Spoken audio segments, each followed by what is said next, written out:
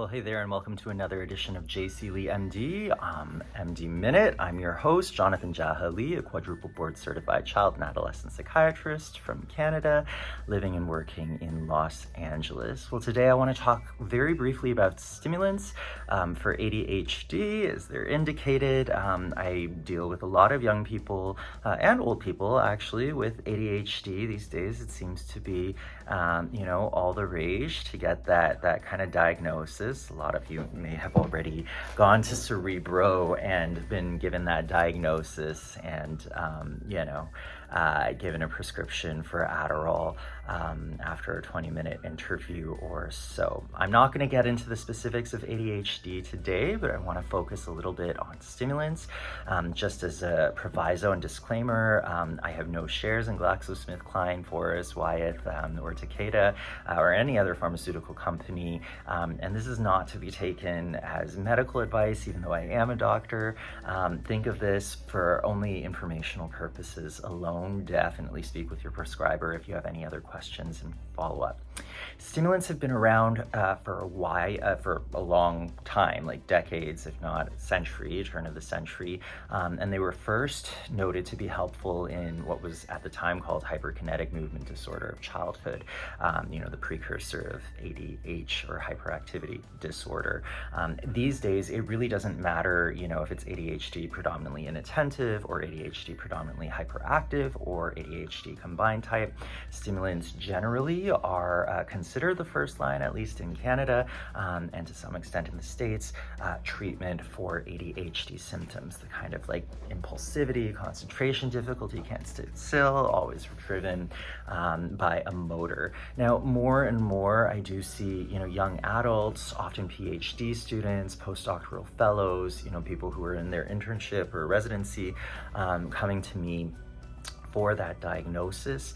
A lot of times people will say like, well, you've made it so far and, why would you need any help at this point in time?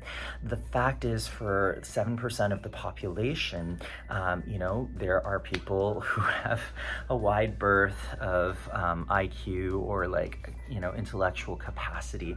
And for some of us, it's often not detected until, university or med school, when, there's just an overwhelming amount of information and the expectations have ratcheted way up. So all of that to say, I know ADHD is a controversial diagnosis. At the same time, I believe that stimulants can be a very, very helpful intervention. In fact, the effect sizes of stimulants is somewhere in the range of 0.9 to 1.0, which is a very strong effect size, arguably the most, the strongest within psychiatry. Now, stimulants tend to boil down into two different camps. There is the Ritalin or the Methylphenidate camp, and then there's the Adderall or the Dextroamphetamine camp. And these two sort of have similar, side effect profiles. In general, I would say the Adderall camp tends to have a lot, sort of more pronounced side effects, and it also tends to be more efficacious than the Ritalin counterpart. But again, you never really know, and there are definitely people who, sort of have been on Adderall before and switched to Concerta or switched to Adhanzia, although that's discontinued now, or Focalin, and really find that the latter is better for them. So there are clearly sort of individual differences and the like, but the general broad-ranging, far-reaching kinds of gestalts that I tend to tell people is that Ritalin tends to be a bit milder, maybe slightly less efficacious. Adderall tends to be a bit more noticeable in terms of the side effects, and probably slightly better in terms of outcomes for attention, concentration, and all of that stuff. What are the side effects that people typically think of when we're dealing with stimulants? I mean, in theory, if you took a huge handful of these stimulants and you were taking ecstasy and meth or cocaine, it's possible they could give you a seizure. They do lower the seizure threshold. Probably not so great to take them with caffeine, not necessarily from a safety standpoint unless you're really drinking a tub of caffeine, but just more so from the idea that caffeine is a stimulant and so too are stimulants, and so you'll probably be a bit more wired than you typically would be.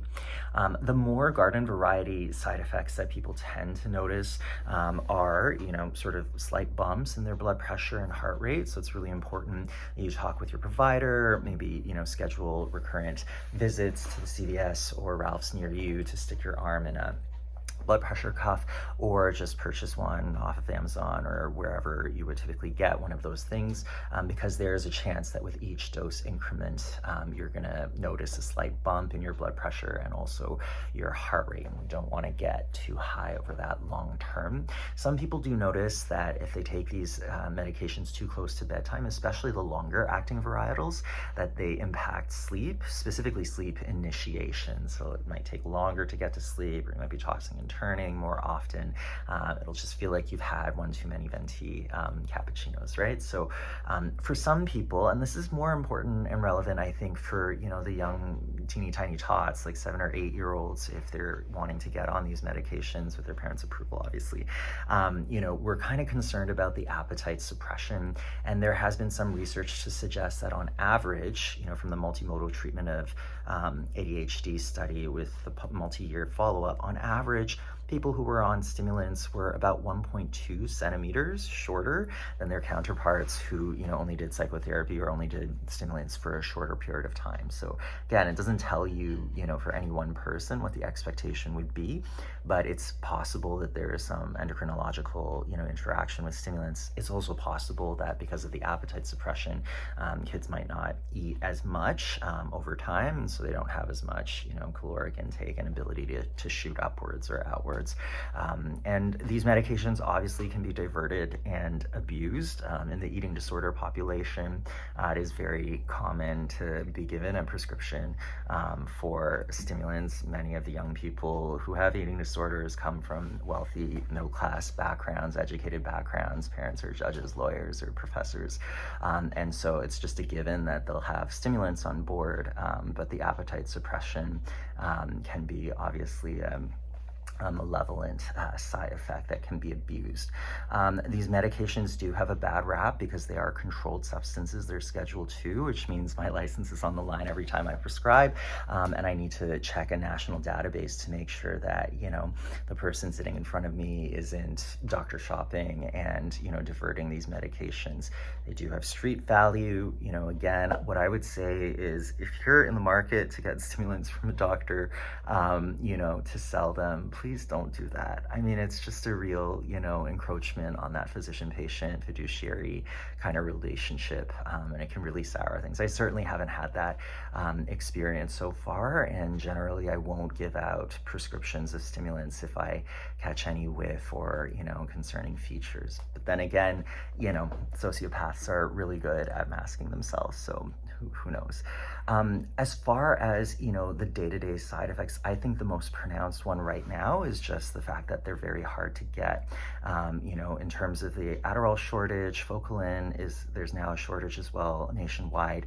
They're different varietals. And again, within the Adderall camp, you'll have Adderall IR or immediate release. You'll have Adderall XR or extended release. You'll have Vyvanse, which is like the longest acting, supposedly prodrug of Adderall, which lasts 10 to 14 hours. And then in the Ritalin camp, you'll have Ritalin IR, Ritalin S, long-acting LA, Concerta, and also Focalin and others. So talk with your doctor about what might be most appropriate for you. Historically, the immediate release varietals were given multiple times a day, sometimes 3, sometimes 4 times a day. I mean, at baseline, I think it's really hard for people to remember to take, you know, multiple pills a day, let alone like multiple pills in a regimented fashion. And that being said, speaking as someone with ADHD myself, the prospect of taking multiple pills for my ADHD, like, you know, 4 times a day feels very much like punishment to me. And so generally I tend to default to a single daily dosing of stimulants of an extended varietal, because then, you know, you're getting either 2 humps or multiple humps of, you know, medication effect, or just more of a smooth ride in the case of something like Vyvanse or Dextroamphetamine. Stimulants, I would say, you know, for some people, when they start taking them, they might find that they get a bit sweaty. They might find that they get a bit anxious if you're prone to anxiety and you're not on an antidepressant or something specifically for your anxiety. You might find that, you know, at least initially you're getting a bit more symptoms of panic, but those usually typically subside over time. Now, what are the sort of potential ramifications for being on these? People who I've prescribed these stimulants to, many of them say that they're able to get down and, focus and answer those emails, respond to their professor supervisors' requests, do those kinds of more mundane, monotonous tasks like populating their reference list or, doing their chores. Whereas the typical kind of ADHD gestalt is somebody who's, sort of up in arms, overwhelmed because there's so much stuff and so many sensory inputs that it's hard to prioritize. And so we just end up doing nothing. But stimulants really give you that potential to kind of zero in on what is most important to do right now and to do it more or less to the exclusion of the other things until it becomes necessary to do them. So the idea is not, when I'm prescribing, I'm not anticipating that I'm going to make a person an automaton and, your 6-year-old is going to sit down and conjugate verbs in Spanish or whatever for 12 hours straight. That's not the goal.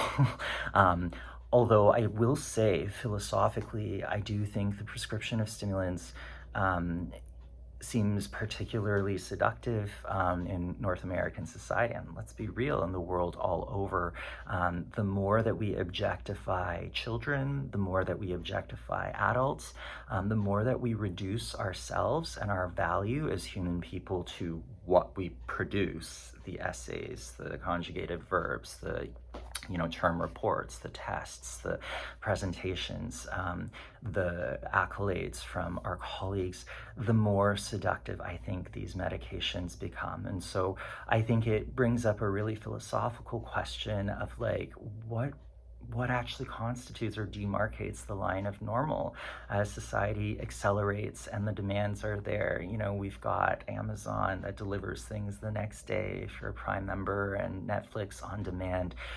Is there a similar corollary happening in our educational and also our occupational systems?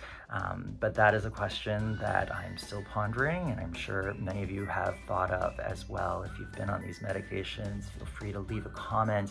Would love to sort of start this dialogue going. Until next time, love yourself.